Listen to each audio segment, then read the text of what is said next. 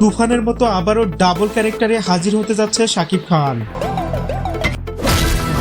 তার আসন্ন সিনেমা প্রিন্সে এমনই চমক দিতে যাচ্ছে ঢালিউডের এই অন্যতম তারকা। এর আগে তিনি যেসব সিনেমায় ডাবল ক্যারেক্টারে অভিনয় করেছে সবই ছিল সুপার ডুপার হিট। অর্থাৎ একই সিনেমায় দুইটি চরিত্রে অভিনয় করা কোনো সাধারণ বিষয় না। এটা সব অভিনেতার ক্ষেত্রে পসিবল হয় না। বাট শাকিব খান এরকম চ্যালেঞ্জিং ক্যারেক্টার করতেই বেশি পছন্দ করে, কেননা দম ফাটানো অভিনয়ের দক্ষতায় তিনি আজকে দেশের শীর্ষ অভিনেতা।